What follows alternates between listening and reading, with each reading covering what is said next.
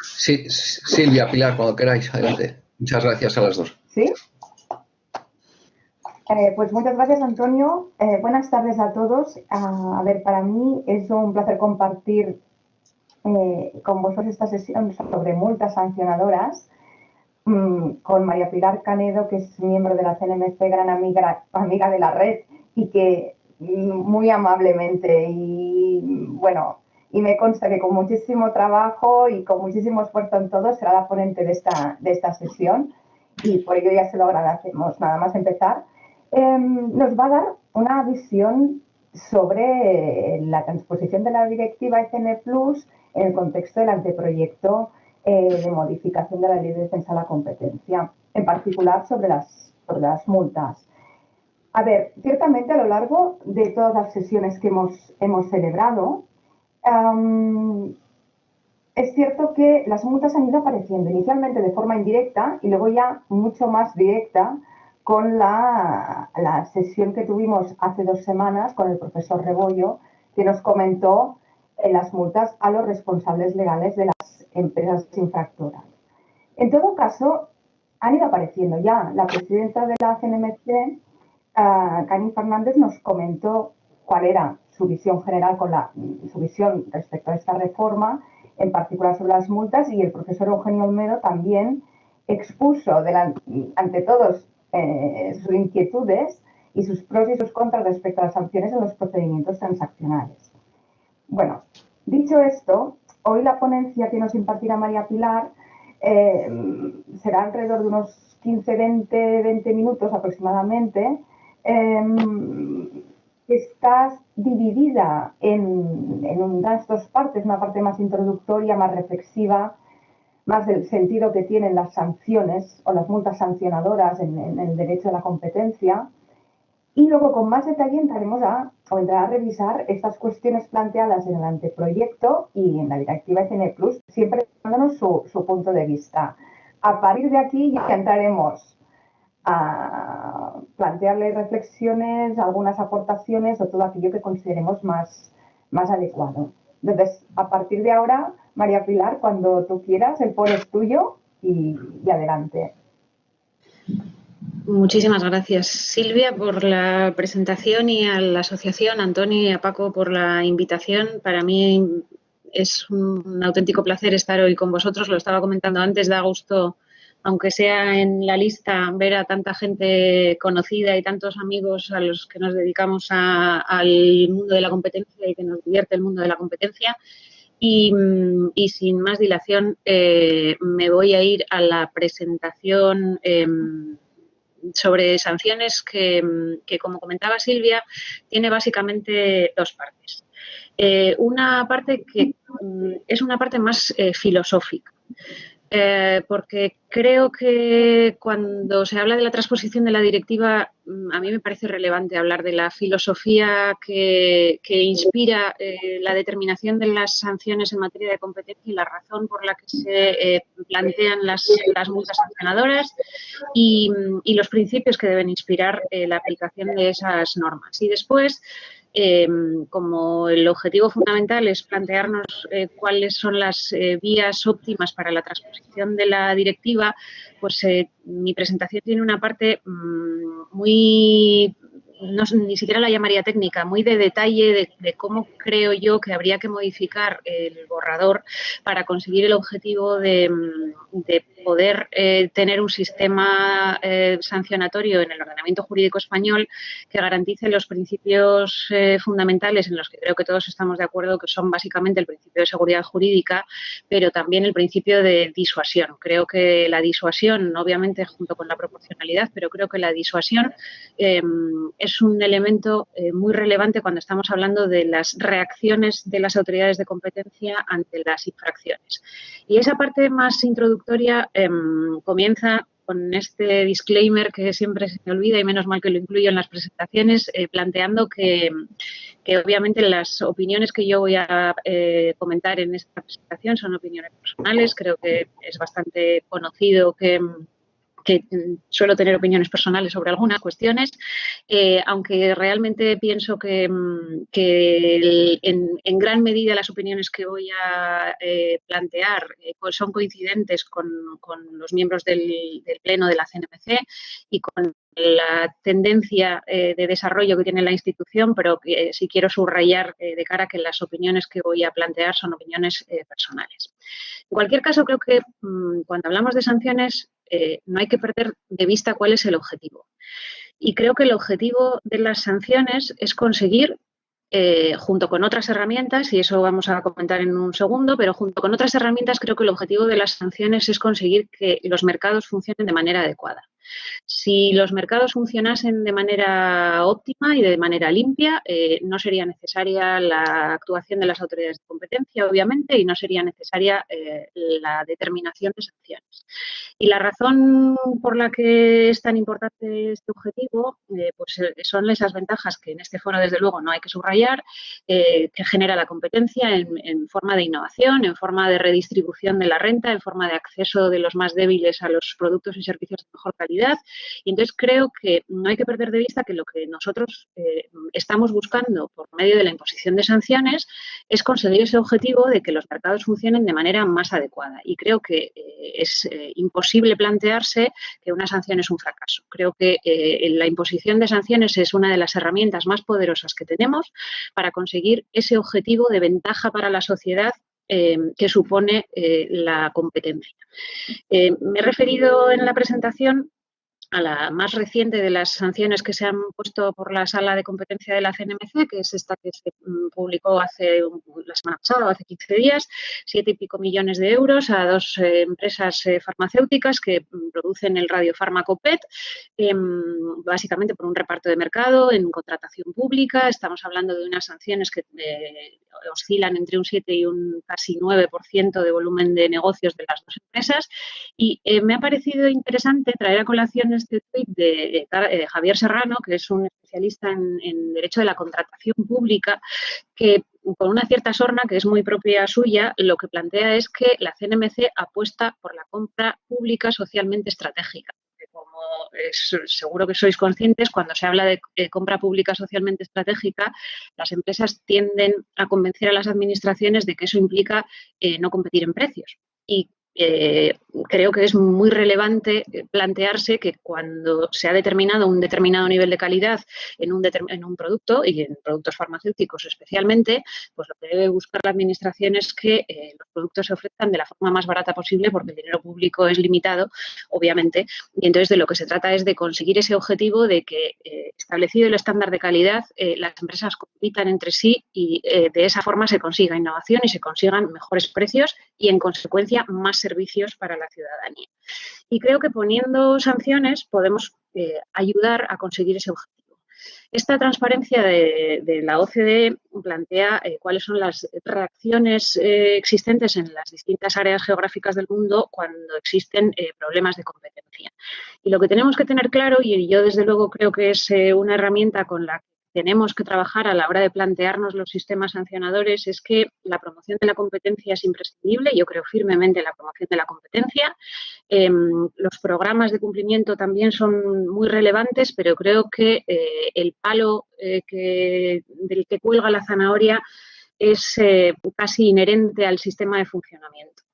Si las empresas no tienen conciencia de que el incumplimiento puede conllevar una reacción seria por parte del ordenamiento jurídico, pues entonces la tendencia humana natural es a maximizar el beneficio. No hay que perder de vista que las empresas obtienen extraordinarios beneficios cuando llevan a cabo conductas contrarias a la competencia. Y entonces tenemos que romper un poco una tendencia, que no creo que este sea el foro en el que sea más común, pero sí desde luego lo es, lamentablemente, en muchos aspectos de la sociedad, de que las sanciones son muy altas, de que son muy elevadas, de que es muchísimo dinero y que pobres empresas y que qué horror, porque obviamente creo que todos nosotros somos conscientes de que las sanciones, lamentablemente, en muchas ocasiones ni siquiera llegan a cubrir el beneficio ilícito obtenido por las empresas cuando cometen la infracción.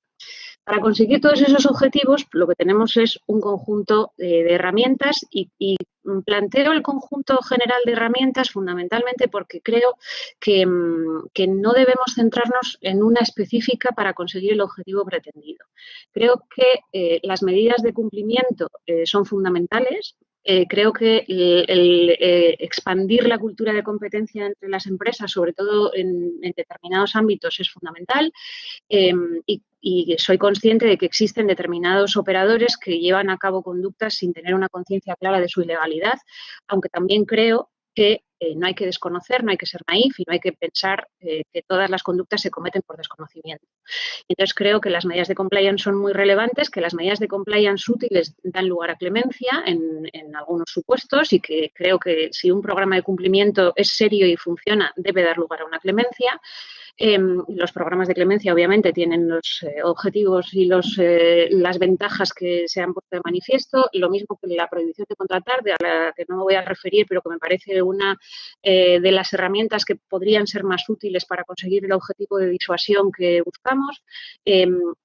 Desarrollar adecuadamente el papel de los facilitadores en nuestro ordenamiento jurídico me parece algo muy relevante, facilitadores en sentido amplio, tanto empresas particulares como administraciones y, aunque un poco fuera de nuestra caja, las reclamaciones de daños que creo que, digamos que cierran ese círculo de la disuasión, que es lo que nosotros buscamos. Pero obviamente de lo que toca hablar a mí más directamente hoy es de las multas sancionadoras. Y lo que voy a plantear es obvio que pueden ser a empresas y a directivos. Como hace 2 semanas tuvo lugar la charla muy interesante del profesor Rebollo sobre directivos, yo me voy a centrar específicamente en las de las empresas, aunque alguna mención haré a los directivos. Y me voy a ir a las bases jurídicas. Y casi no se nota, quiero subrayar una palabra que parece muy inocua, pero lo que establece nuestro ordenamiento jurídico son pues los 3 niveles de gravedad de las infracciones, leves, graves y muy graves, con esas sanciones que se plantean de hasta 1, 5 o 10% del volumen de negocios total de la empresa infractora. Luego está la cuestión de las asociaciones y las entidades respecto de las que no se puede determinar el volumen de negocios. Pero me parece extraordinariamente relevante la redacción que se ha dado a este artículo, porque creo que de esa redacción se derivan algunos de los problemas a los que nos hemos enfrentado en la determinación de las sanciones, como diré a continuación, y como lo que yo voy a plantear fundamentalmente es qué podríamos hacer a futuro, pues creo que subrayar la palabra hasta para mí va a ser muy relevante. Y el artículo 64, también de sobra conocido, que plantea los criterios de determinación del importe de las sanciones, con una serie de conceptos jurídicos, en algunos casos más determinados que en otros, pero que no sigue esa estructura más clásica del derecho de la Unión Europea de la duración y la gravedad de la infracción, aunque ciertamente en los distintos criterios que se recogen en el artículo 64 pues, se puede deducir, la duración está recogida expresamente y la gravedad se deduce, bueno, pues el resto de características que el legislador español ha considerado relevantes a la hora de determinar el importe de las sanciones.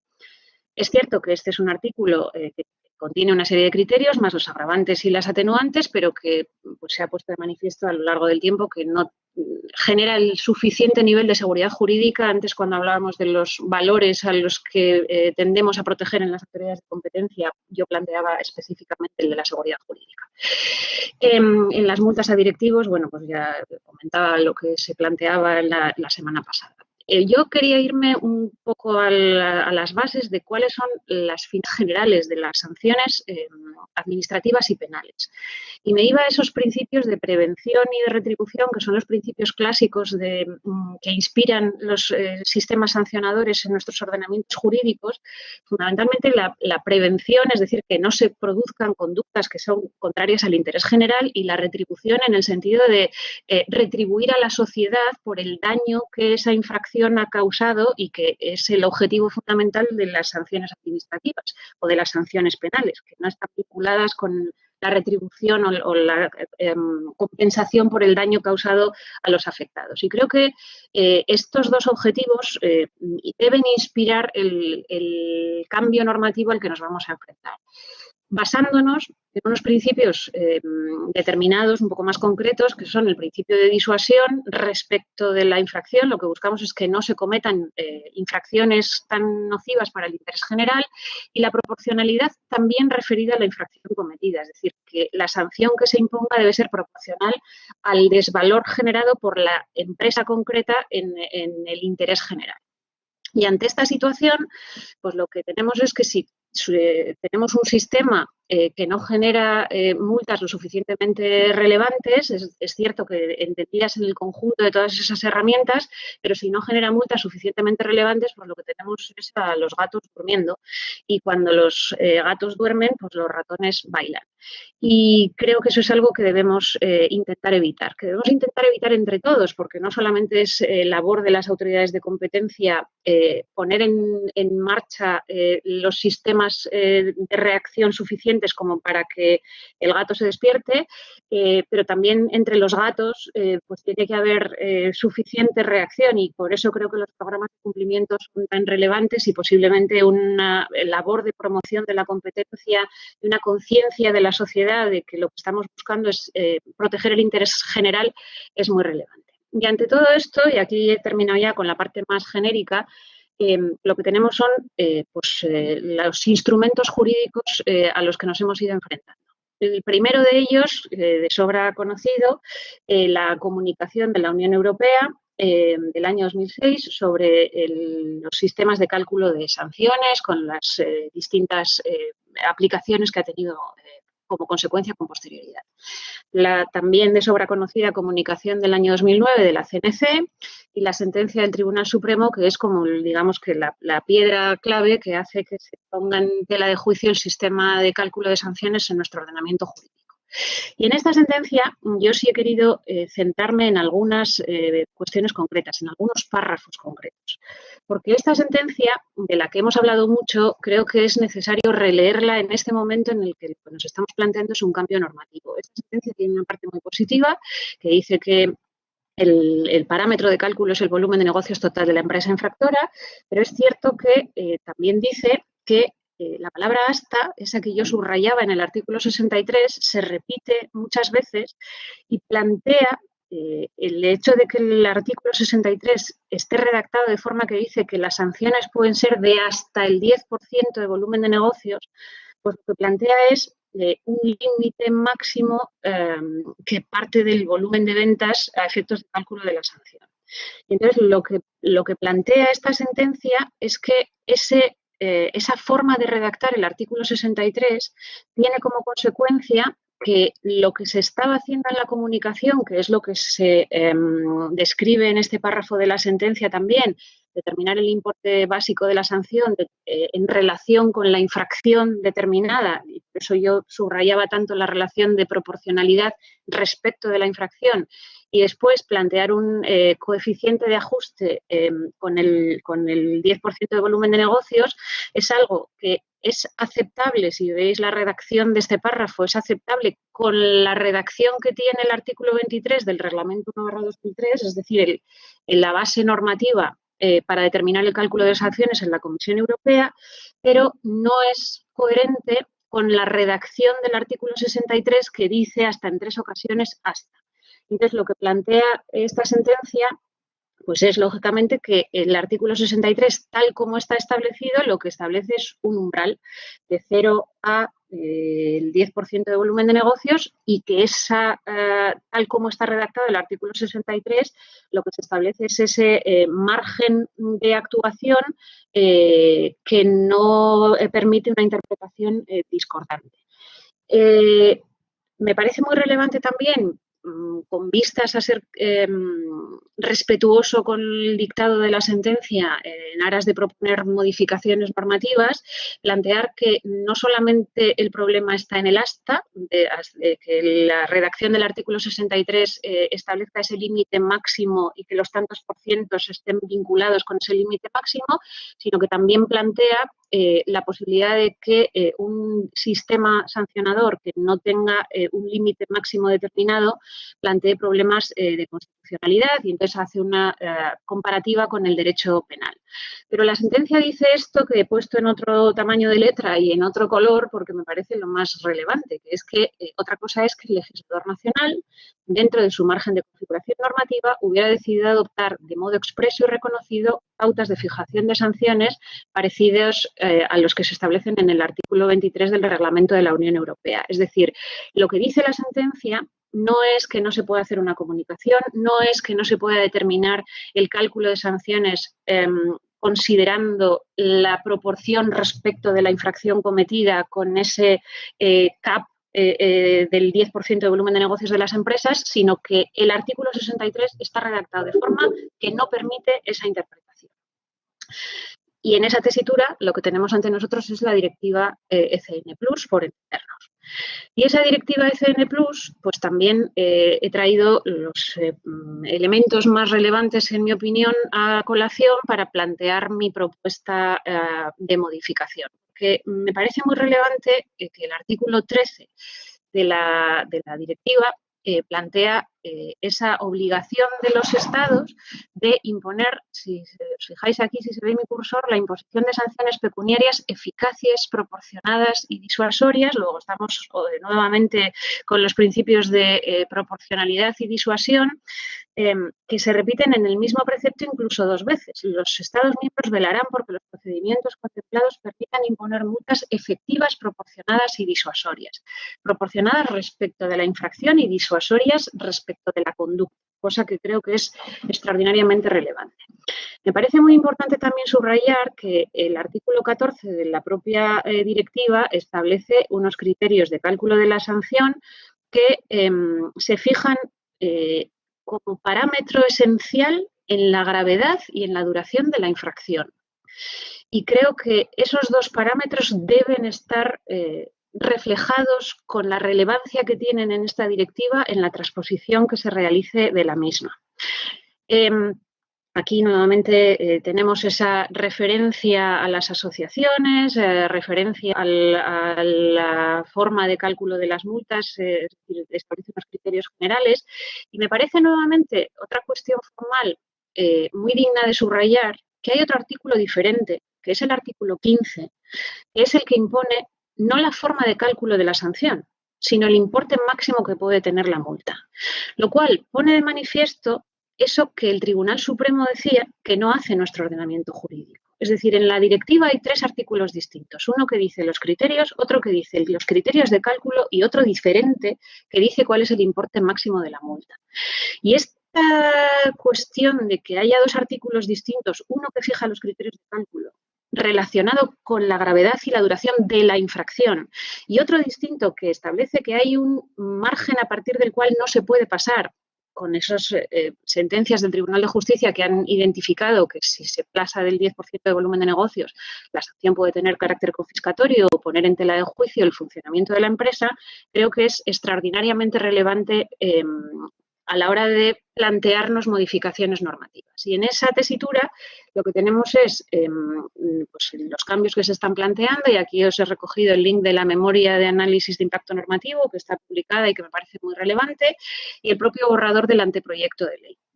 Y en el borrador del anteproyecto de ley, si me centro en lo que nos interesa, pues verificamos con tristeza que la palabra hasta, que es la que genera los problemas porque el Tribunal Supremo ha dicho que el hecho de que aquí ponga que las infracciones pueden llegar hasta el 1, 5 o 10% del volumen de negocios de la empresa es lo que hace que el tanto por ciento de cálculo se realice respecto de ese volumen de negocios total y no respecto de la cuantía de la facturación vinculada con la infracción, es lo que en mi opinión genera serios problemas. ¿Qué ha pasado con los criterios del artículo 64? Pues que el artículo 64 se sigue manteniendo como estaba. No refleja eso que exige, en mi opinión, la directiva, que es que el centro fundamental de determinación de la cuantía de la sanción esté vinculado con la gravedad y la duración de la infracción. Sí es cierto que recoge, creo que esto ya se comentó el otro día, los procedimientos de transacción, lo que recoge es esa posibilidad de reducción del 10 o 15%, y entonces, para mí esto no sé si nos permite llegar al objetivo óptimo de esa estrella con mucha luz, que es esa sanción que genera ventaja para el interés general. Fundamentalmente porque con esa redacción va a ser imposible aplicar una comunicación semejante a la que os he recogido aquí, que es la que conocéis todos de sobra, del método de cálculo de multas de la Comisión Europea, que se basa en la determinación del valor de las ventas vinculadas con la infracción, que hace referencia a los distintos criterios de multiplicación del 30%, que además establece con precisión cuándo se van a realizar redondeos en el cálculo, cuáles son los tantos por ciento de incremento que se pueden llevar a cabo con las circunstancias atenuantes y agravantes y, sobre todo, y para mí esto es lo más relevante, con esta posibilidad de realizar un incremento para conseguir el efecto disuasorio que me parece fundamental, con una separación radicalmente distinta de ese límite de máximo establecido en el ordenamiento jurídico del 10%. Es decir, se cambia la perspectiva. Y desde mi valoración, y estoy terminando, lo que necesitamos buscar es esa ventaja para los más débiles de la cadena y para el interés general, para el mercado, generando esa seguridad jurídica, y creo que no ir en esa línea con este cambio normativo que nos estamos planteando sería perder una oportunidad fantástica de conseguir el objetivo que pretendemos. Me he pasado 2 minutos del tiempo, lo siento, pero con esto he dicho todo lo que quería decir. Muchas gracias. Muchas gracias a ti, Pilar, por esta excelente presentación que nos ha dejado a todos con las ideas bastante claras en cuanto a el objetivo de las sanciones, el tema de la prevención y la retribución o redistribución a la sociedad, y luego el planteamiento que tú haces, sobre todo en materia del cálculo de las multas, hasta famoso que sigue apareciendo en el artículo 63 y que puede generar más debate y más conflicto a la hora de determinar o calcular la determinación de la sanción. Entonces, antes de que empecemos a ver alguna cosa en el chat, que Paco Marcos ha comentado alguna cosa sobre el principio de seguridad jurídica, exactamente, Paco, no sé lo que querías decir cuando lo has escrito, pero yo, si quieres, me lo aclaras. Mira, está aquí. Paco, no, a mí me gustaría aclarar a Pilar qué es lo que quiere decir ella con el principio de seguridad jurídica, ¿no? Porque Jesús Alfaro siempre dice que en cualquier discusión de derecho mercantil, cuando la respuesta que das a una pregunta es principio de seguridad jurídica, puedes una de dos, o acertar o no decir nada. Y yo, pues no sé muy bien qué pinta o cuánto pinta el principio de seguridad jurídica en lo que nos ha contado Pilar, ¿no?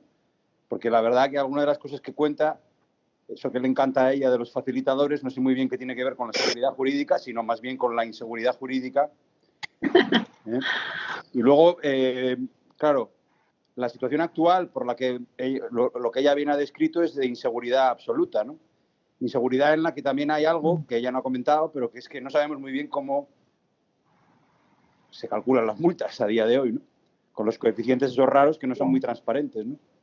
Y no sé muy bien, aparte de reformar la ley, que yo creo que introduciría sin duda más seguridad jurídica, siempre vamos a tener un margen de discreción que la autoridad tendrá para fijar el importe de la multa, y que yo no sé si ahí tiene que haber seguridad jurídica, porque básicamente esto de que la multa sea absolutamente predecible, yo no sé si es un valor que tengamos que conseguir con el sistema. Pero bueno, no sé, yo no me dedico a eso, yo simplemente pienso. Pilar es la que es muy buena la metáfora del palo y la zanahoria, la verdad. Ella es el palo, sin duda. Gracias. Gracias, Paco. Pilar, ¿querías tú comentarle algo a él? Yo me veo más zanahoria, ¿eh? Fíjate. Sí, a ver, yo creo que, quiero decir, mi obsesión con el principio de seguridad jurídica se deriva, obviamente, de algo que creo que Paco comparte absolutamente. Creo que los criterios del artículo 64 son, pues no lo suficientemente precisos como para permitir conocer cuáles son los criterios que llevan a la autoridad a determinar unas sanciones respecto de otras. Yo no he hablado en absoluto de sanciones a personas físicas, pero si efectivamente la propuesta que tenemos encima de la mesa se acaba aprobando, pues lo que tenemos es una posibilidad de imponer sanciones desde no imponerlas hasta imponer sanciones de 3 euros hasta imponer sanciones de 400.000. Y creo que ese margen de discrecionalidad resulta excesivo. Y entonces creo que es conveniente que sean transparentes los criterios que se van a utilizar para determinar esas sanciones. Entonces, me parece que el principio de seguridad jurídica es fundamental en este ámbito. Y desde mi perspectiva, cualquier sistema de cálculo de sanciones puede ser criticable. Y creo que no hay que tender a un sistema que sea una calculadora. Creo que no sería razonable plantearnos la posibilidad siquiera de que exista un sistema de cálculo que permita prever con precisión decimal cuáles son las multas que se van a imponer. No creo que ese sea el objetivo que pretendemos, pero sí me parece razonable que los criterios que se utilizan por parte de la autoridad de competencia para precisar ese margen de discrecionalidad amplio, muy amplio, que mantenemos las autoridades de competencia, sean públicos y sean aceptados por la autoridad correspondiente y sean conocidos por los operadores, lo cual no lleva a que tengamos una calculadora. Porque, entre otras cosas, lo que tenemos son conductas que van cambiando con el tiempo y la valoración que la sociedad hace respecto de las conductas también cambia con el tiempo y las conductas de las empresas también cambian con el tiempo. Entonces, no creo que sería razonable plantear un sistema que cierre absolutamente todos los criterios.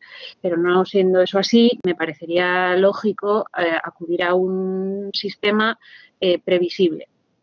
Y me parece todavía mejor que ese sistema previsible sea compartido de manera más o menos general por un número importante de países miembros de la Unión Europea. Porque como yo partía de la base de que la multa óptima no existe y que cualquier sistema tiene lagunas y en todos podemos buscar problemas, pues creo que el hecho de que sea un sistema compartido entre los países miembros de la Unión Europea pues puede evitar, entre otras cosas, un shopping. Que después también se podrá generar porque cualquier sistema genera un margen de apreciación amplio, pues también es cierto, pero bueno, creo que mejoraría mucho la situación si vamos a un régimen de mayor armonización respecto de otros países miembros de la Unión Europea y respecto de la Comisión. Y no sé si Paco coincide conmigo en eso. En el tema del facilitador, pues eso no creo que genere ninguna inseguridad jurídica, todo lo contrario. Creo que lo que tenemos en este momento es una aplicación, no me sale la palabra, pero por mimetismo con otras áreas del ordenamiento jurídico, con un respaldo directo de las sentencias Troijan del Tribunal de Justicia y que ya además ha sido confirmado por el Tribunal Supremo en varias ocasiones, y creo que sería razonable incluirlo en la propia legislación, en la propia ley. La semana pasada en la conferencia de multas a personas físicas se habló un par de veces de esa posibilidad, incluso de plantear la posibilidad de que cuando el infractor sea una administración, cosa que a Paco no le va a gustar, se sancione a la persona física y que se desarrolle la capacidad que tiene la persona física que interviene en la administración de intervenir en la infracción y de ser sancionado como persona física, y creo que eso es algo muy positivo. Bueno, yo si ya decimos que es un bodrio el Tribunal de Justicia de la Unión Europea, yo esto ya no lo quiero decir. Ya no entramos, ¿no, en esto? Bueno, y Marcos Naranjo, pues incidía también lo mismo, ¿no? Porque te preguntaba si creías que basta el nivel de concreción que tiene la actual ley o si tenemos que ir a unas reglas de cuantificación exacta, al céntimo o al cálculo exacto. Vuelvo a dar mi opinión personal. O sea, todo el tiempo estoy dando opiniones personales, pero quiero subrayarlo especialmente. Mi opinión es que no sería imprescindible que el legislador hiciera más que redactar el artículo 63 en los términos del artículo 23 del Reglamento 1/2003. Y que después se podría aprobar una comunicación exactamente igual que lo ha hecho la Comisión Europea. Y creo que eso permitiría un mayor margen de flexibilidad que puede ser muy positivo por las razones que planteábamos antes. Es decir, que la realidad va cambiando de manera importante y lo previsible es que no haya modificaciones legislativas a la misma velocidad. Entonces, no creo que sería imprescindible que hubiese una modificación, o sea, una introducción de criterios más allá de la gravedad y la duración en la legislación. Pero sí me parece que lo que debería decir el artículo, o sea, el equivalente al 64, que ahora no sé qué número va a tener, es que los criterios esenciales son la gravedad y la duración de la infracción y que la reacción de la Administración respecto de cada empresa debe basarse en la actuación llevada a cabo por cada empresa. Y para mí eso es algo muy relevante. Entonces, a ver, yo te quería plantear una cosa. Mira, Marcos comenta, agradecería una palabra sobre la exigencia de la directiva de emplear el concepto de empresa a la hora de aplicar las sanciones. En especial me pregunto por la discrecionalidad que debería reconocerse las autoridades para seleccionar una u otra persona jurídica del árbol. Claro.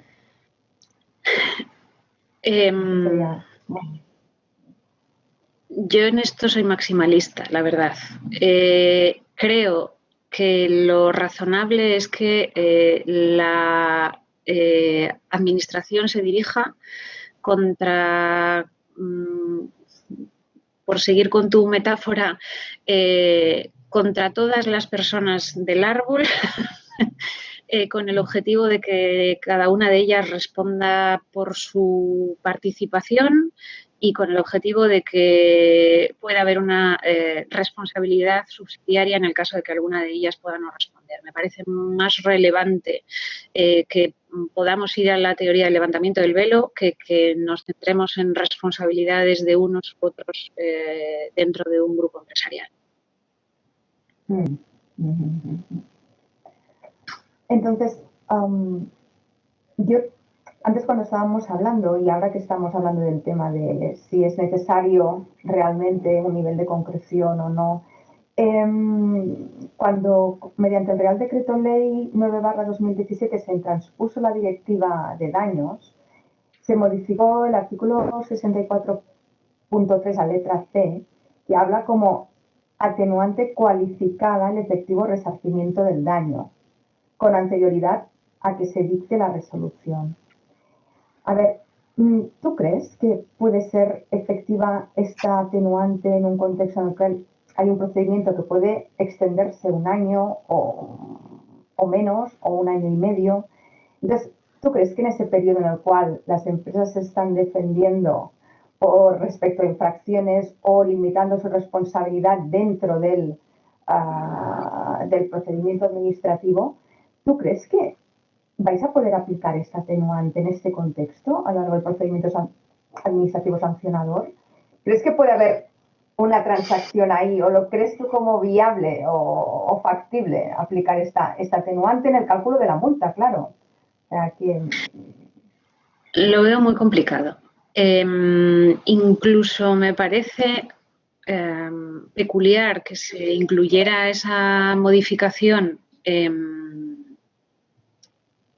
en el momento de transposición de la Directiva de Daños, cuando después, a la hora de establecer las medidas de self-cleaning en las cuestiones referidas a la prohibición de contratar, se queda el legislador español muy por detrás de lo que establece la directiva. Es decir, me parecería muy razonable lo que dice la directiva sobre la prohibición de contratar en las medidas de self-cleaning.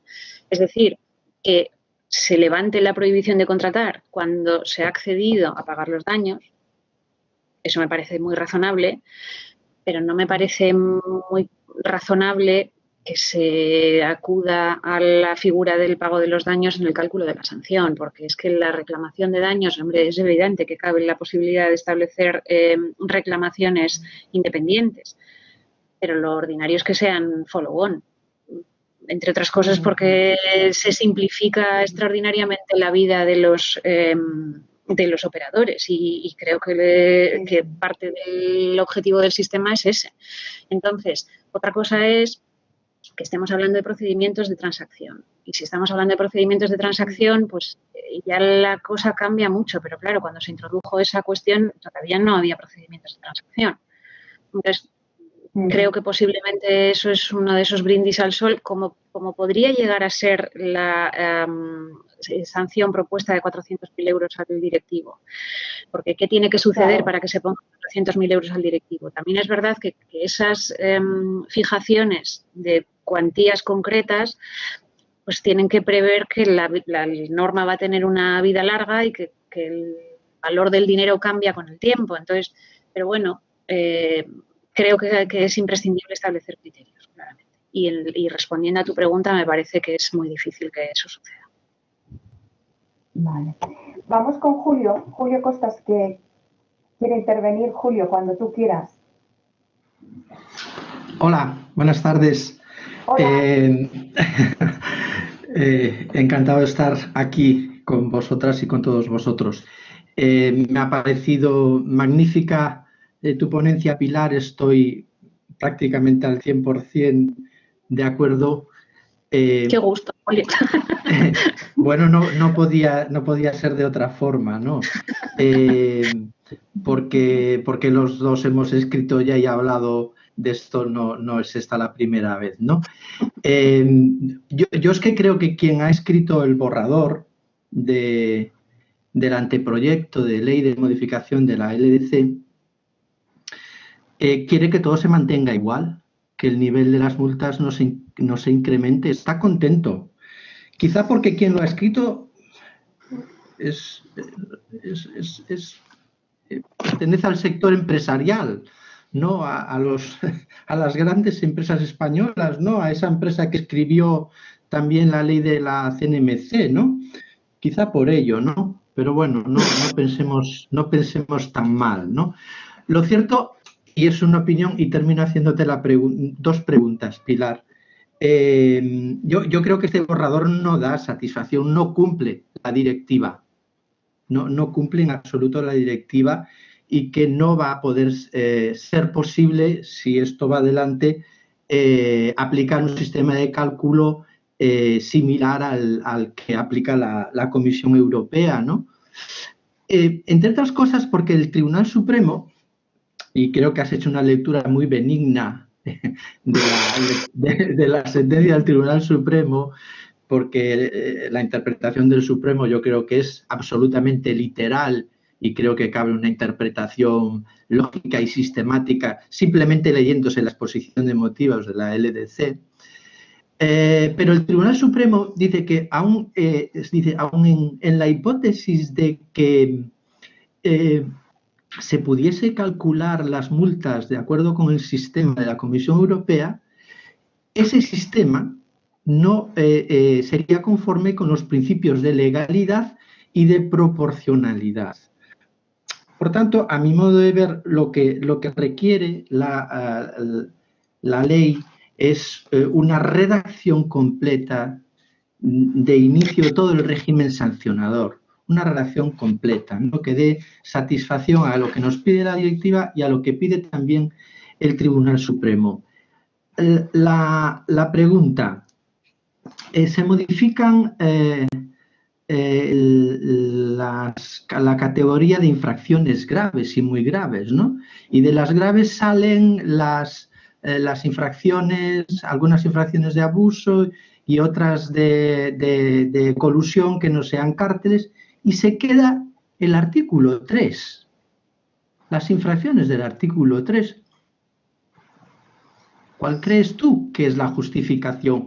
Porque si además comparamos con las demás que se quedan como infracciones graves, todas, bueno, es que no admite comparación la gravedad de las conductas infractoras que que se quedan ahí en el cajón de las infracciones graves, ¿no? Y lo dejo aquí. Ah, pensaba que venía otra. No, me he arrepentido. A ver, no puedo estar más de acuerdo contigo. Si se mantiene la redacción actual, no se puede. Eso es obvio. O sea, quiero decir, salvo que cambie la interpretación del Tribunal Supremo, cosa que podría suceder, y también en eso estoy de acuerdo contigo, o sea, a mí me sorprendió extraordinariamente esa sentencia cuando salió, como creo que nos sorprendió a todos, porque todos asumíamos que había una interpretación más acorde posiblemente con la totalidad del ordenamiento jurídico, con el hecho de que además se está aplicando normativa de la Unión Europea. Es decir, creo que de hecho los argumentos que la propia sentencia recoge que presentaron las partes iban obviamente en esa línea, pero bueno, el hecho es que tenemos la sentencia que tenemos. Estoy de acuerdo contigo y lo he puesto en los párrafos de la resolución que he recogido en la presentación, porque creo que es necesario prestar atención a ello, que no basta solamente con copiar, digamos, el artículo 23 del reglamento de la Unión Europea, porque lo que dice la sentencia es que para respetar las exigencias del Tribunal Constitucional es necesario que la sanción tenga un tope mínimo y un tope máximo. Con lo cual, estando de acuerdo contigo en que debe ir un poco más allá, tampoco creo que fuese imprescindible que se recogieran todos los criterios de graduación. Lo que sí creo es que tiene que tener un estándar máximo. Y entonces lo que creo que sería razonable es establecer el estándar máximo partiendo del máximo que puede derivarse de la comunicación de la Comisión. Es decir, que el estándar máximo no tiene por qué estar vinculado con el volumen de negocios de la empresa, creo. Creo que cabe la posibilidad de establecer un estándar máximo vinculado con el volumen de ventas y con los multiplicadores correspondientes. Entonces, no creo que fuera imprescindible hacer un desarrollo completo de todos los criterios de graduación, pero sí creo que para ser muy respetuosos con la sentencia del Tribunal Supremo, para que no se planteen problemas a futuro, habría que poner un tope máximo de la sanción, que creo, en mi opinión, debería estar vinculado no con el volumen de negocios total de la empresa, sino con la infracción. O sea, la proporcionalidad, desde mi perspectiva, debe ser respecto de la infracción, no respecto del volumen de negocios de la empresa. El establecer tipos sancionadores partiendo del volumen de negocios de la empresa genera muchísimas disfunciones, genera muchas injusticias, porque la empresa puede dedicar a la conducta infractora un 1% de su actividad o puede dedicar un 99% de su actividad. Y el hecho de determinar un 3% de volumen de negocios total de la empresa, en un caso, pues obviamente da lugar a una respuesta totalmente incompatible con el otro. Y creo que eso está muy bien, está por lo menos adecuadamente resuelto por la comunicación de la comisión, pero no en nuestro ordenamiento jurídico. Y entonces creo que eso puede dar lugar a muchas discusiones. Y lo que también creo es que sería bastante razonable irnos a un sistema de establecimiento de infracciones graves y leves, como hace la Comisión Europea, no establecer esa división en tres que tenemos en nuestro ordenamiento jurídico, como hace el ordenamiento europeo. Pero bueno, eso ya trasciende del ámbito de las sanciones, por eso yo no lo he mencionado, pero me parecería mucho más razonable que hubiese solo dos categorías, como existe en el sistema de la Unión Europea. Y desde luego, en lo que estoy absolutamente de acuerdo contigo, o sea, yo creo que lo que ha sucedido es que se ha intentado tocar de la ley lo menos posible y solamente se ha tocado, aunque quiero decir, a media frase me he dado cuenta de que no es verdad, pero se ha tocado fundamentalmente aquello que viene exigido por la directiva. Lógicamente, como en el derecho de la Unión Europea no hay equivalente al artículo 3, esta es la cosa. Pues entonces no se ha hecho referencia al artículo 3. Y yo creo que el artículo 3 puede tener un efecto interesante en en el objetivo de garantía del interés general. Y estoy de acuerdo con Julio en que posiblemente no sea la mejor de las técnicas legislativas. Y Paco ya sabe lo que yo opino del artículo 3. Yo creo que el abuso de dependencia económica ya sé que hay mucha gente que lo derogaría, pero a mí me parece que el abuso de dependencia económica debe utilizarse porque me parece que da mucho juego. No sé si está por ahí Carmen Esteban, que me apoya en esta tesis, pero a mí me parece, y pues eso, es la única forma de sancionar eléctricas y es la única forma de sancionar muchas conductas de operadores que sin tener posición de dominio, sin embargo, tienen un poder respecto de otros operadores más pequeños a los que les imponen determinadas condiciones sin que esos otros operadores se puedan juntar porque entonces decimos que hay un acuerdo entre operadores. Y creo que eso es algo que tenemos que utilizar. Con lo cual yo no quitaría el artículo 3 de la ley.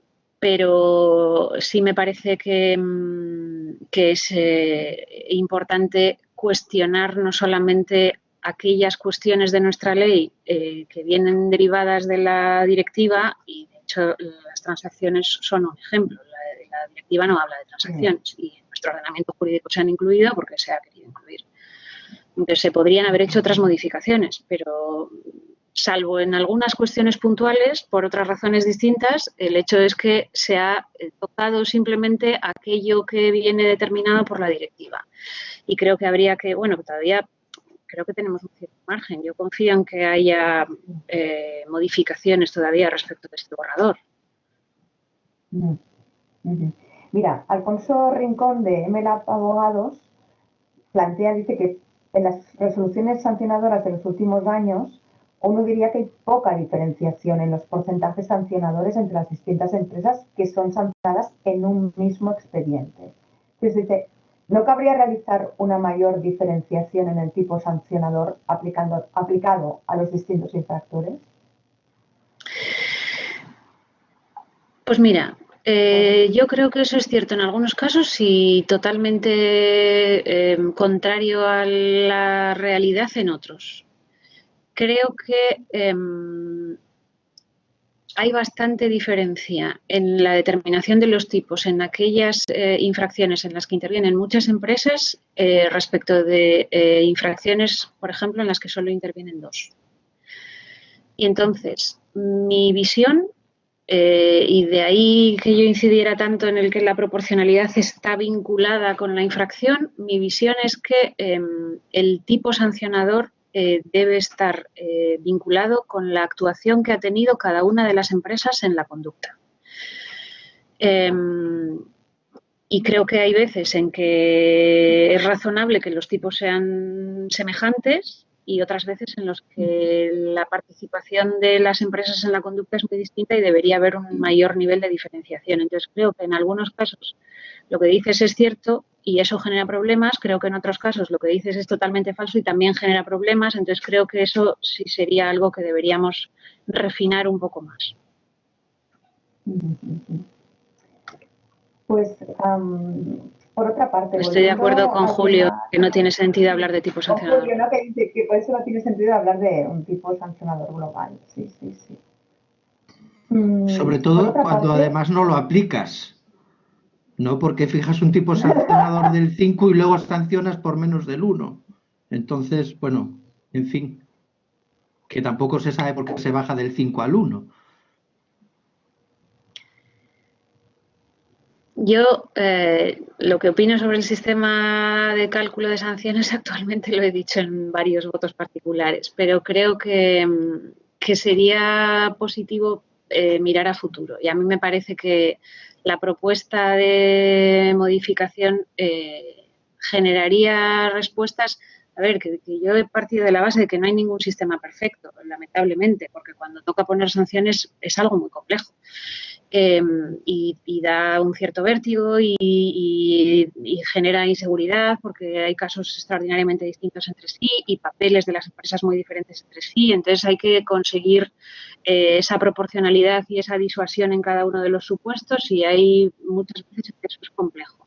pero sinceramente creo que un sistema como el que propone, o sea, como el que recoge la comunicación de la comisión, evitaría algunas de esas cuestiones. También es verdad que el hecho de que las sanciones se calculen con el volumen, o sea, en un tanto por ciento respecto del volumen de negocios total de la empresa, puede generar el problema que acaba de decir Julio. Es decir, si una empresa dedica un 0,5% de su actividad a la infracción y le pones un 7% de su volumen de negocios total, estarás determinando una sanción injusta. Y yo, que no creo que me caracterizo por querer bajar las multas, sino todo lo contrario, creo que eso no puede ser. Antonio, ¿querías comentar alguna cosa al respecto? Sí, un par de cosas. No sé si podrá comentar o no podrá comentar o no querrá María Pilar, porque mi comentario va en relación con el favorecimiento de la seguridad jurídica a la que se refería antes Paco, y que es el objetivo de las indicaciones provisionales la CNMC, que supuestamente son las que se aplican ahora para el cálculo de la multa. Yo creo que, en primer lugar, por el propio procedimiento que se establece en estas indicaciones, es muy difícil conseguir esa seguridad jurídica. Lo que es peor, o lo que es casi peor, es muy difícil garantizar que se alcanza un efecto disuasorio al calcular la multa. Y si las multas no son disuasorias, pues no sirven para nada, porque sale rentable cartelizarse, por ejemplo. Los beneficios ilícitamente obtenidos son superiores a la multa esperada, pues me compensa seguir infringiendo la ley, que es lo que aparentemente está sucediendo. Pero por otra parte, desde un punto de vista formal, esa seguridad jurídica no sé hasta qué punto se puede alcanzar con un documento como el actual, que no es una comunicación aprobada por el Consejo, que yo sepa, por lo menos. Yo no sé si esto ha cambiado, pero es un documento que inicialmente no fue aprobado por el Consejo, no sé si ha sido aprobado después, no sé si lo firma la Dirección de Competencia o qué tipo o qué naturaleza jurídica tienen estas indicaciones. Dejando a un lado ya la opacidad del método de cálculo concreto de las distintas partes que componen ese tipo general.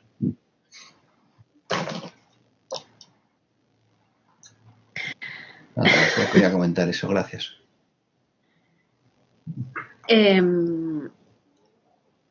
A ver. No es pregunta, Pilar, no, o sea, no. Es una reflexión que me hago en voz alta, nada más. Yo creo que lo que hay que intentar es generar un sistema que contribuya a generar seguridad jurídica y creo que sería muy conveniente que tengamos un régimen que nos permita aprobar una comunicación, en mi opinión personal, como la que existe en la Comisión Europea. Respecto de que hay infracciones cuyas sanciones no llegan a cubrir el beneficio ilícito, me temo mucho que con el régimen jurídico que tengamos y con el que viene derivado de la propia directiva, también nos vamos a encontrar con situaciones así.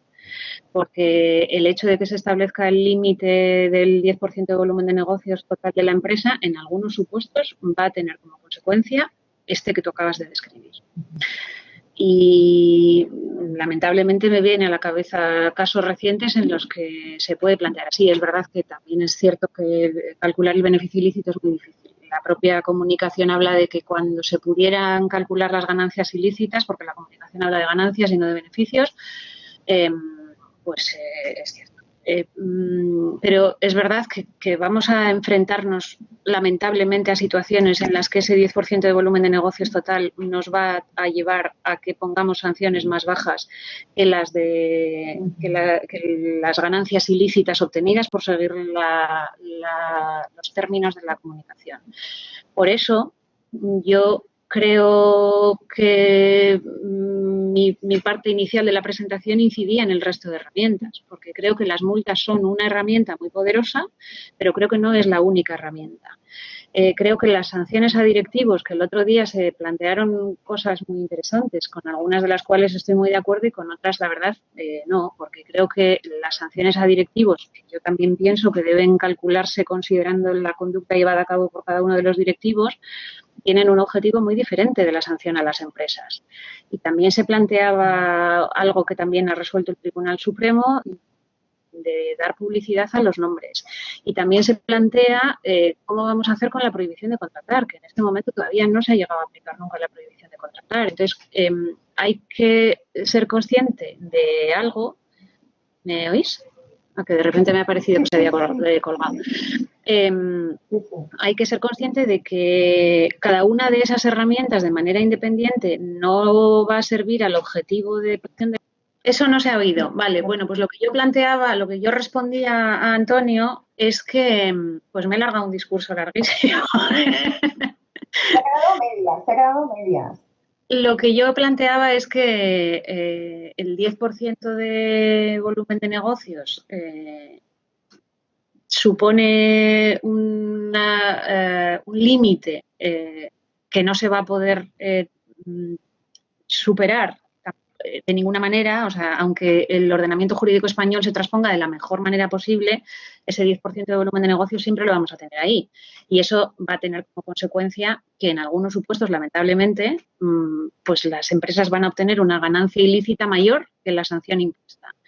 Y lo que yo planteo es que esa es la razón por la que resulta imprescindible que utilicemos todas las herramientas en nuestra mano para reaccionar ante las infracciones. Porque creo que la prohibición de contratar es una herramienta muy positiva, porque creo que las sanciones a directivos y la publicación de sus nombres también son medidas muy positivas y lo que también creo es que en algunas circunstancias de mercado cabría la posibilidad de que sanciones extraordinariamente altas fuesen repercutidas a los usuarios de los productos o de los servicios, con lo cual pues lo que creo es que hay que tomar las decisiones caso por caso y asumiendo que lo que debemos es considerar todas las herramientas en nuestra mano para conseguir el objetivo de protección del interés general. Pues Susana, de la Autoridad Catalana de Competencia, Susana Grau, preguntaba qué opinábamos en relación a aquellos casos en los que es factible determinar el beneficio ilícito y este excede el 10% del volumen de negocios. En estos casos, ¿cómo las autoridades de competencia van a conseguir efecto disuasorio real?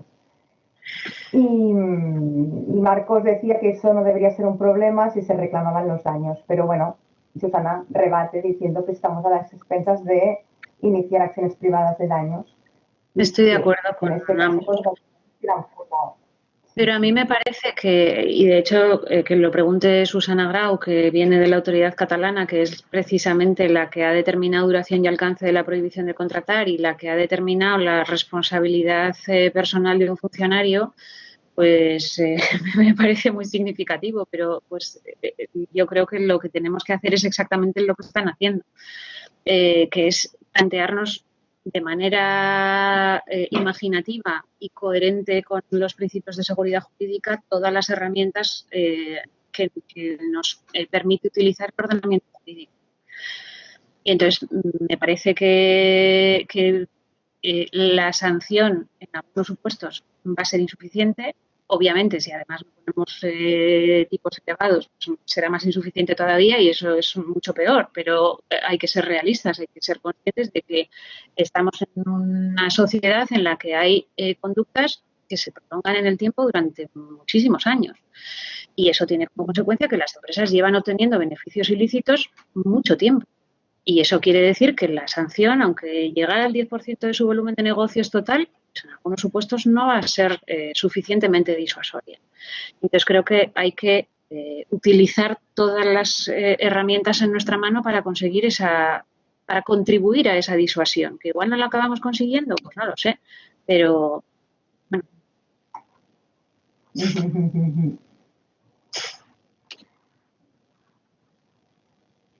Bueno, y Marcos antes preguntaba si podrías decir algo sobre la posibilidad de que el procedimiento de transacción incorpore una cierta negociación sobre la multa. ¿Encaja esta negociación, entiendo, en nuestro sistema sancionador clásico?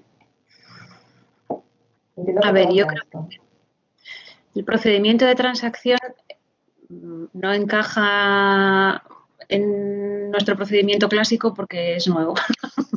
Entonces creo que tendremos que ver cómo se aplica. A mí el procedimiento de transacción de momento, quizá es por desconocimiento, pero de momento me da un cierto vértigo.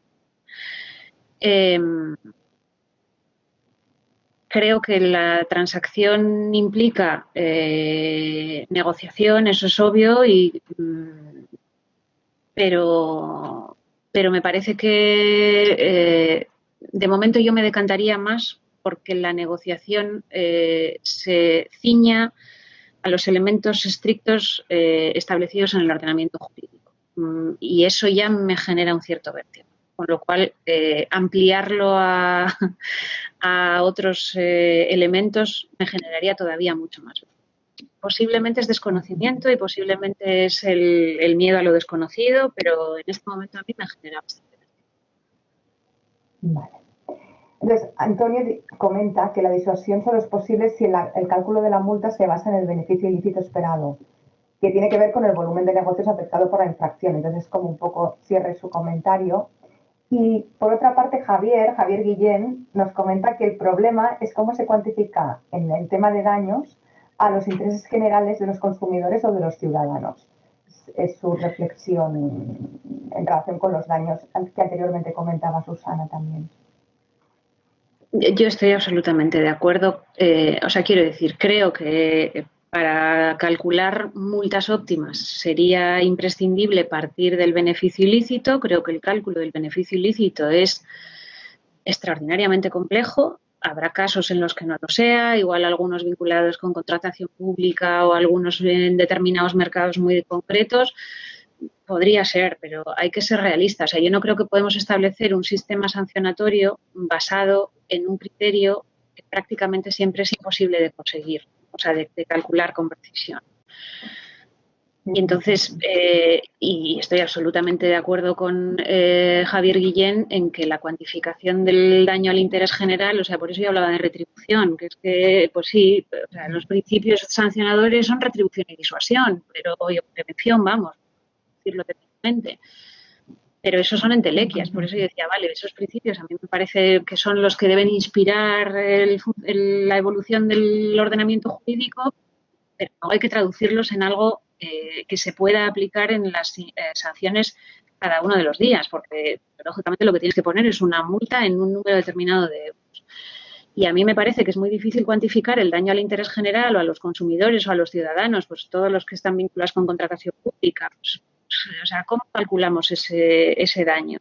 Cuando las empresas de un determinado mercado han conseguido convencer a la administración de que redacte unos pliegos con un precio máximo X y después tienen un descuento de 0,000%, ¿eso cuál es el daño? Es imposible porque no hay un contrafactual del que podamos partir, porque ya se ha alterado el funcionamiento del sistema en origen. Entonces, eso es extraordinariamente complicado. Y entonces creo que hay que partir de otros elementos que sean, que garanticen razonablemente la seguridad jurídica y que también hay que ser consciente de algo. La seguridad jurídica a mí me parece muy importante y creo que las empresas lo ponen encima de la mesa continuamente.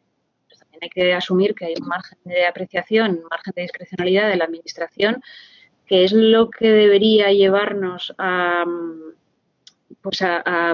modular todos esos criterios, todos esos conceptos jurídicos indeterminados y conseguir una sanción que sea razonable. Y es eso, que sea razonable y que se considere en su conjunto, que considere la prohibición de contratar. Y en la prohibición de contratar volveré otra vez a salir, no, pero es que habrá mercados que se vacíen. No, yo creo que no se van a vaciar ningún mercado.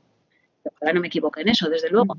Pero creo que si se vacía un mercado es porque las empresas no han utilizado, porque no han tenido voluntad de hacerlo, las medidas de self-cleaning que permite nuestro ordenamiento jurídico. Si se hubieran recogido las medidas de self-cleaning de la directiva, todavía podríamos planteárnoslo. Tal como está redactado el ordenamiento jurídico español, es facilísimo levantar la prohibición de contratar. Entonces, bueno, pues creo que hay que hacer una visión de conjunto de todas esas cuestiones. De No me hecho, da tiempo de leer Antonio el chat, Miño, no sé lo que están preguntando. sí, no, Antonio, antes, Antonio Miño lo que comentaba, contestando también un poquito a Susana, que en torno a la obligación, al hecho de que las autoridades públicas participen en el mercado de reclamación de daños, él decía que esa obligación de las administraciones debería recogerse en un texto legal como mandato a los servicios jurídicos públicos. Entiendo que venía a colación del comentario de Susana. A ver, a mí me parece que nuestra labor de promoción debe llevar, o sea, sin llegar a que sea una obligación, que tampoco me parecería nada descabellado, pero desde luego creo que nuestra labor de promoción debe llevar a que las administraciones reclamen daños. Tenemos muchos casos de contratación pública y creo que es imprescindible que las administraciones. Y luego tenemos a José Luis de Alcaraz, que pregunta que por qué el anteproyecto no transpone los artículos 4 y 5, independencia y recursos, de la directiva ECN+. Dice, ¿no sería el momento de modificar la ley de defensa de la competencia y la ley 1/2002 para perfeccionar el sistema español de defensa de la competencia, tanto CNE, la Comisión Nacional y las autoridades autonómicas?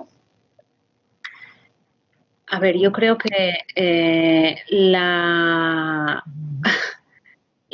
independencia de los organismos es fundamental. Creo que la Ley 1/2002 se puede modificar, lo mismo que se pueden incluir las transacciones, pero creo que la directiva no habla de la Ley 1/2002. Pero me parece, o sea, desde luego no seré yo quien no subraye la relevancia de la independencia de los organismos, tanto personal como de medios. Pero no sé hasta qué punto una ley puede garantizar la independencia absolutamente. O sea, creo que esa es una cuestión extraordinariamente compleja y obviamente los sistemas pueden contribuir a conseguir objetivos. Pero bueno. Julio, antes comentaba que necesitábamos un concepto de sujeto infractor que permita sancionar a personas físicas y jurídicas que colaboren o auxilien, incluso de forma pasiva, en conductas anticompetitivas, no solo acuerdos. Lo ha comentado él anteriormente. Estoy totalmente de acuerdo con eso.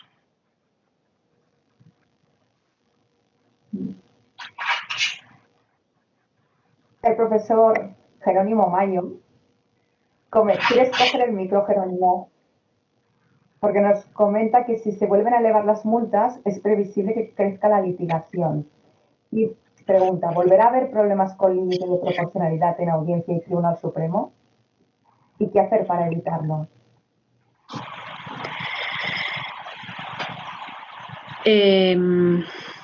Mi percepción es que lo que hay que hacer para evitarlo es explicar bien lo que supone la proporcionalidad. De ahí mi obsesión por vincular proporcionalidad con infracción. Yo creo que resulta imprescindible ir a un sistema en el que la sanción, o sea, el tipo sancionador se calcule respecto de la infracción cometida. Y que después de eso se haga una valoración, o sea, una verificación para ver si el tanto por ciento, o sea, si el montante de la sanción determinada puede poner en tela de juicio la viabilidad de la empresa. Y eso se calcula con el 10% de negocios. Pero el hecho de que se calculen tipos sancionadores respecto del volumen de negocios total genera problemas de falta de proporcionalidad, por arriba y por abajo. Porque siempre hablamos de proporcionalidad, o quiero decir siempre hablamos. Últimamente se habla de proporcionalidad cuando la sanción se considera elevada. Pero desde mi perspectiva, una sanción puede no ser proporcionada a la infracción cometida porque sea excesivamente baja. Entonces, si tú estás sancionando a una empresa por debajo del beneficio ilícito obtenido, desde mi perspectiva esa sanción no es proporcionada a la infracción cometida. Entonces, lo que creo que hay que hacer es una labor. De ahí que cuando yo me planteaba preparar esta presentación me haya dedicado 10 minutos a hablar de filosofía. Es que creo que esa filosofía es fundamental para conseguir que no se cuestionen las sanciones porque sean de un número X de cifras. Porque es que da la sensación, yo para preparar esta presentación he estado mirando cuántas sanciones se han puesto en los últimos años en la CNMC y ha habido años de 400 y pico millones de multa. Y entonces dices, ¡hala, qué barbaridad! 400 y pico millones. Eso no quiere decir absolutamente nada. Quiere decir que la CNMC trabaja, eso es obvio.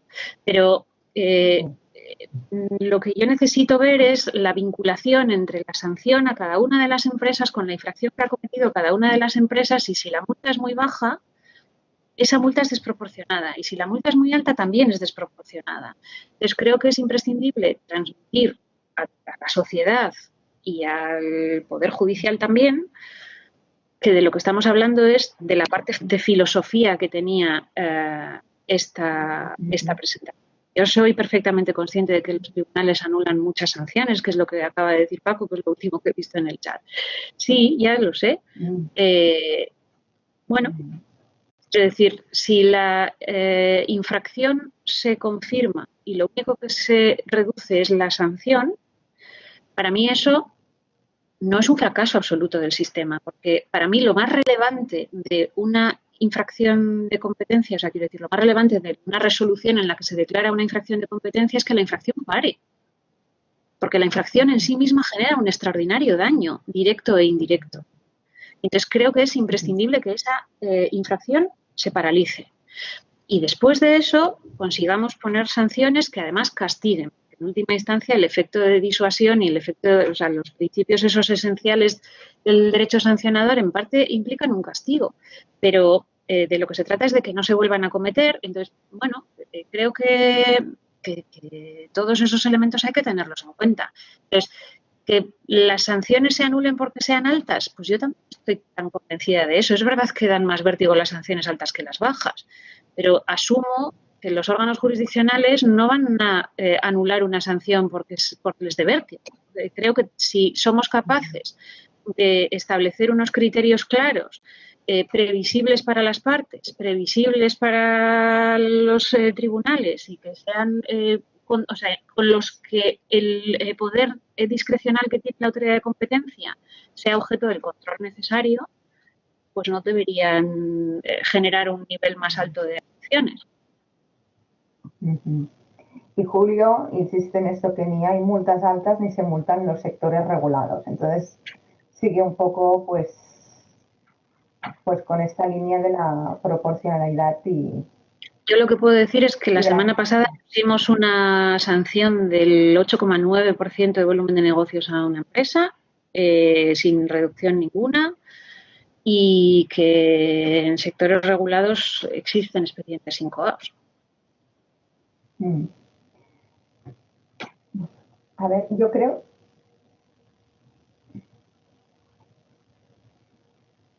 que no he dejado ningún mensaje de chat pendiente. Julio pregunta que cuáles sectores, a cuáles expedientes, entiendo. El sector energético se han incoado algunos expedientes recientemente. Están en la web. Está ahí, no se puede decir más. Bueno.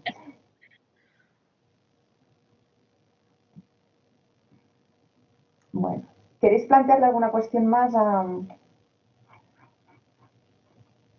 Pilar? Antonio dice que si se dejan las cosas del tema tal y como está, pues que es lo que parece que surge del proyecto, pues que no vamos a aprovechar la oportunidad que tenemos ahora con la transposición de la directiva ECN+. Yo estoy de acuerdo con eso. O sea, de hecho, el objetivo de mi intervención fundamentalmente era transmitir esa idea, que creo que es absolutamente imprescindible que se aproveche esta oportunidad, que la ley de defensa de la competencia no se modifica, bueno, empezando por el principio que deje de llamarse de defensa de la competencia, porque no solamente estamos hablando de defensa, sino también de promoción, pero que creo que hay que aprovechar esta modificación normativa para mejorar en todo lo posible. José Luis de Alcaraz había levantado la mano en un momento. No sé si quiere decir algo. De acuerdo con Jerónimo también, que plantea que hay otros temas. Yo hablo de este hoy, pero estoy de acuerdo, hay muchas cosas que modificar.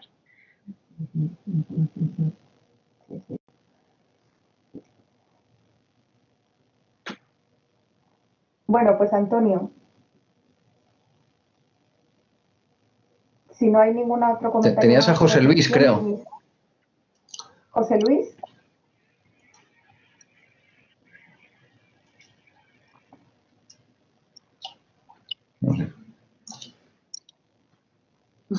Me parece que tiene problemas de conexión. Sí, puede ser. Sí, venga. Ahora levanta la mano. José Luis, adelante. Sí. Hola, buenas tardes. Bueno, yo creo que... Buenas tardes. Sí, plantear, yo estoy de acuerdo con Pilar también y con Marcos también. Y claro, yo creo que toda transposición debe adaptar la directiva a cada sistema nacional. Y claro, si la transposición no se hace completa, una transposición material, está pasando con la directiva de servicios, por ejemplo, que ya hay muchas instituciones que dicen que no ha habido por ejemplo, una transposición material de la directiva de servicios. Sabemos que todavía no existe ni el anteproyecto de ley de servicios profesionales, por ejemplo. Pues yo creo que, como estáis comentando, es una oportunidad perdida, porque en el anteproyecto sí se modifica la ley de la CNMC. En cambio, no hacer una transposición material en el sentido de adaptar la transposición al sistema de defensa de la competencia español, en el sentido de tener en cuenta la CNMC y las autoridades de competencia, entiendo que sería imperfecta. Yo creo que cumpliríamos la transposición formal, pero luego yo creo que vendría el problema desde el punto de vista de la Comisión Europea de decirle a España que usted se ha quedado en lo mínimo de lo mínimo, pudiendo además, como habéis dicho además, estoy de acuerdo, que es una gran oportunidad para modificar la defensa de la competencia o la ley 1/2002, porque entiendo que es el momento de perfeccionar el régimen que se nos dio en el año 2002. Muchas gracias. Estoy totalmente de acuerdo contigo, José Luis. O sea, yo absolutamente. Creo que todo el mundo es consciente de mi convicción de que de que en el ordenamiento jurídico español tenemos un régimen descentralizado y que eso en sí mismo genera extraordinaria ventaja para el interés general. Y que lo que hay que hacer es intentar maximizar las ventajas que genera ese sistema descentralizado y sacarle el máximo partido a ese sistema descentralizado. Y quiero decir que yo hago por convicción absoluta referencia continua al trabajo de las autoridades autonómicas cuando creo que hacen un trabajo interesante, que creo que es en muchísimas ocasiones. Entonces, estoy totalmente de acuerdo en que lo mismo que se han incluido en esta modificación, cuestiones que no vienen directamente vinculadas con la directiva, se podrían incluir otras modificaciones como las que planteas. O sea, yo en eso no tengo ninguna duda. Otra cosa es que vengan exigidas por la directiva. Eso, pues hay algunas cuestiones que creo que sí y otras que puede ser que no. Pero me parecería muy pertinente también hacer una valoración de si se modifica la ley 1/2002.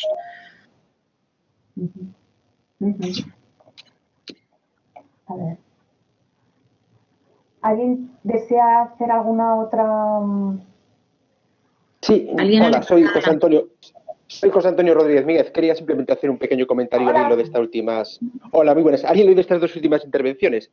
Era un poco la idea de que realmente la cultura de la competencia siempre hablamos de que es cara a la sociedad, a las empresas, pero también a las administraciones públicas, porque cuando, como escribió con mucho acierto en su momento Paco Marco respecto a la creación y desaparición de autoridades de competencia sin un estudio, un análisis de si realmente se quería llevar a cabo, lo cierto es que cuando se crea una autoridad de competencia y no se le deja ser independiente o no se le dota, ese ámbito, el ámbito que esa autoridad de competencia defiende, queda absolutamente desasistido, porque la CNMC no puede entrar en él, porque tiene una autoridad autonómica existente. Y si esta autoridad no tiene capacidad, todas las infracciones que se cometan en ese ámbito están por lo menos más difícilmente perseguibles y, por tanto, estamos en una zona de peligro.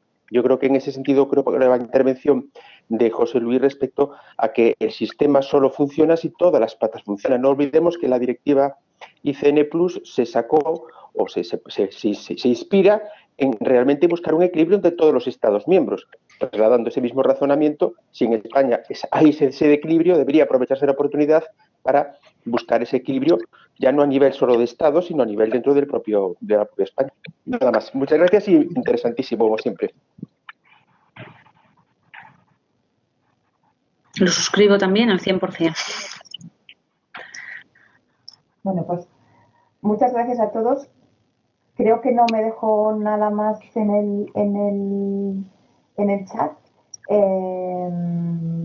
Aunque Marcos Araujo insistía en que había una vinculación entre la limitada regulación de la cuantificación de las multas y sus anulaciones. Y en todo caso, pues... También estoy Antonio, de acuerdo con eso. María Pilar, ¿quieres añadir alguna cosa más? No, que estoy de acuerdo con Marcos totalmente, que creo que es mejor una mala concreción que una falta de concreción. Y que al final, si se concreta y se hace una guía, pues se llegará a acuerdos y esos acuerdos convencerán en parte a todo el mundo y totalmente posiblemente a nadie, pero que se generará esa seguridad jurídica en la que yo incidía desde el principio. Pues bien, Antonio, ¿quieres tú despedir la sesión entonces? No, bueno, daros las gracias simplemente. Muchas gracias, María Pilar, muchas gracias, Silvia, muchas gracias a los asistentes. Nos pasamos 4 minutos. A mí me gusta ser puntual para que la gente sepa a qué hora empezar y a qué hora irse. Y muchas gracias a los dos. Únicamente recordar que la semana que viene tratamos el tema de la modificación del control de concentraciones con Jerónimo Maillo y Luis Miranda. Muchas gracias a todos. Muchas gracias, un placer. Enhorabuena a todos, enhorabuena.